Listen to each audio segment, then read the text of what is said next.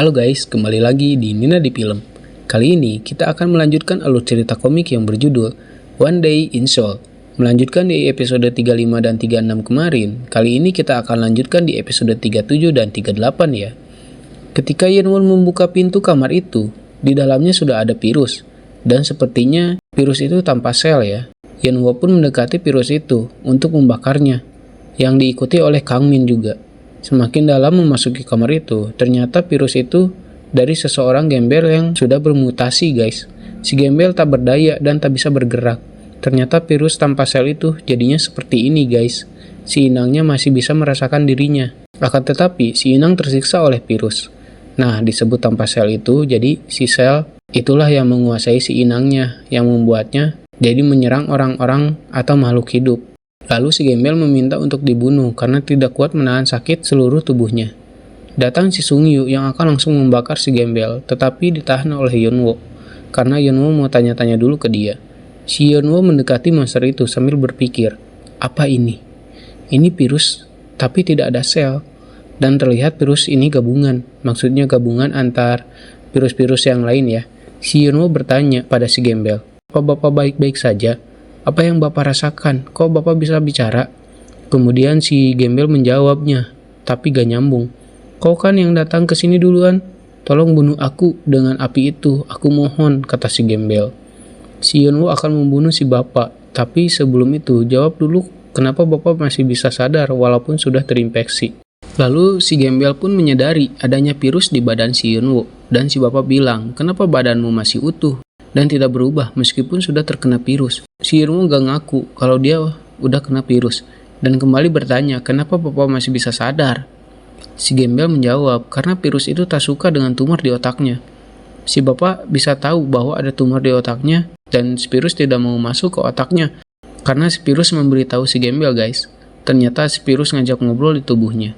Tapi si Yeonwon malah mikir jangan-jangan yang dia maksud ngajak ngobrol itu rasa sakit di tangannya. Tangannya pun langsung bereaksi kesakitan lagi. Jadi ini cara interaksi antara monster dengan monster lain guys, dengan rasa nyeri. Si gembel bilang ke Yeonwon, aku tak tahu bagaimana kau bisa menghentikan pertumbuhan virus itu. Tapi virus itu akan tumbuh, dan kau akan menjadi seperti yang lain, seperti aku. Kau akan makan teman-temanmu sendiri. Dengan marah, si Yeonwon langsung melemparkan api itu ke si monster. Teman-teman di belakangnya mendengarkan obrolan mereka itu dan sedikit tercengang mendengar bahwa Yeonwon suatu hari nanti bakal memakan orang di sekitarnya juga. Lalu datang si Huang ke kamar itu, melihat Yeonwon dan yang lain di sana dengan monster yang telah dibakar tersebut. Singkat cerita, di suatu kamar yang lain, Yeonwon sudah menceritakan soal virus yang tidak akan membunuh inangnya jika inangnya punya penyakit tumor di otak.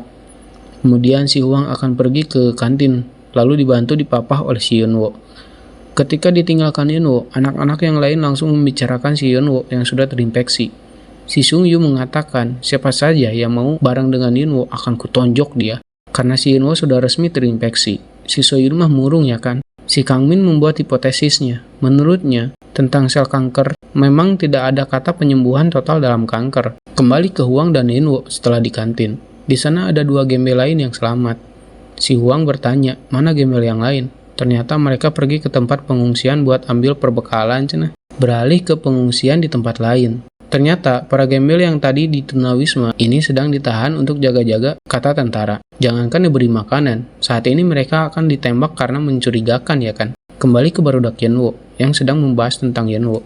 Si Soyun bilang, masa kita langsung mencap Yeonwon sebagai orang yang kena virus?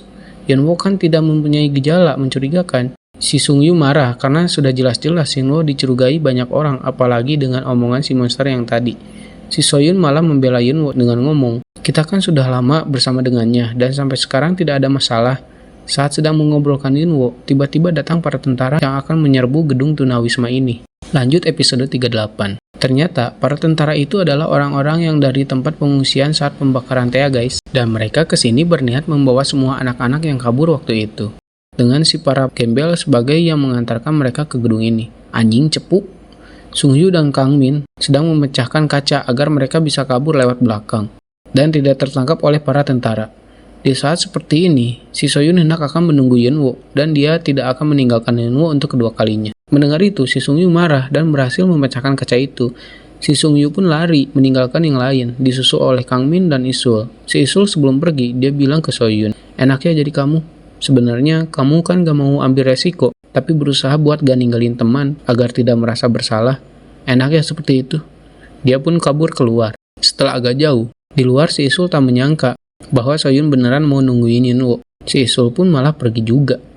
Lalu datang si Yunwo mendengar suara pecahan kaca dan bertanya, yang lain kemana? Si Soyun panik dan segera mengajak Yunwo buat kabur.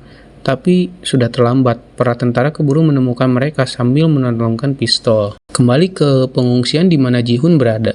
Dia sedang chattingan di grup, mengobrolkan keadaannya masing-masing. Saat ini, si Ji-Hun dipantau karena dia mencurigakan menurut tentara. Saat di dalam tenda itulah, dia merasakan gejala hendak akan berubah menjadi monster.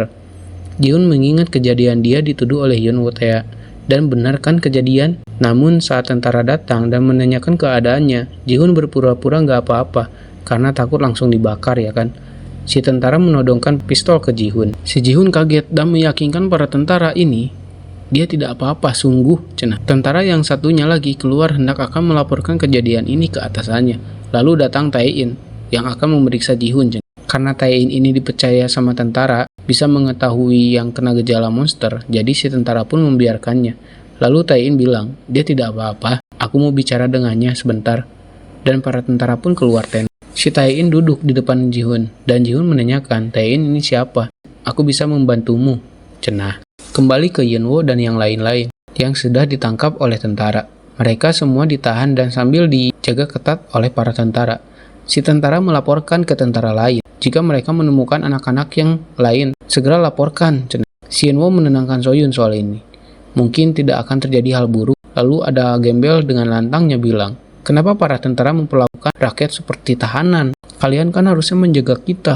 Tanpa basa-basi, si gembel pun langsung didor oleh si tentara. Anjir. Lalu si tentara menanyakan ke Yunwo, teman kau yang lain kemana? Mana Yunwo tahu ya kan? Dia ditinggalin lagi. Jir, si Yunwo ditinggalin terus bagoy. Tapi si tentara memaksa Yunwo buat bicara. Kalau gak mau jujur, dia bakal menembak Yunwo. Si Yunwo berpikir jika dia bakal mati dan rasa nyeri di lengannya pun kembali sakit.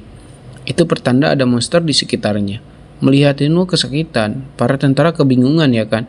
Si Yunwo merasakan sakit seperti kepalanya akan meledak. Si Soyun mengkhawatirkan Yunwo, ais. Dan ya, benar. Di arah belakang para tentara itu, sudah banyak monster hendak akan ke arah mereka. Dan episode kali ini pun sudah selesai. Nantikan episode selanjutnya hanya di Ini Dari Film. Bye-bye.